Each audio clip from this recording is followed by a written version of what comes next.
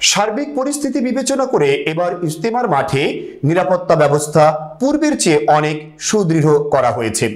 Inspector general of police IGP বুধবার সকালে টঙ্গীতে বিশ্ব ইজতেমা ময়দানের নিরাপত্তা ব্যবস্থা পরিদর্শন শেষে সাংবাদিকদের ব্রিফিংয়ের সময় এসব কথা বলেন। তিনি বলেন, পুলিশ সকলের সহযোগিতায় যে কোনো ধরনের নাশকতা মোকাবেলায় সক্ষম। এ সময় তিনি গণমাধ্যমেরও সহযোগিতা প্রত্যাশা করেন। সাংবাদিকদের এক প্রশ্নের জবাবে আইজিপি বলেন, ইজতেমার উভয় পক্ষের আয়োজকগণ অত্যন্ত দায়িত্বশীলতার সাথে শান্তিপূর্ণভাবে ইজতেমা সম্পন্ন করবে বলে আমরা আশাবাদী।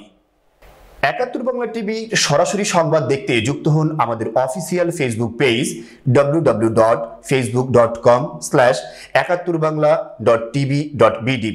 সাবস্ক্রাইব করুন আমাদের ইউটিউব চ্যানেল youtube.com/71banglatv। সর্বশেষ সংবাদ দেখতে ভিজিট করুন 71banglatv.tv।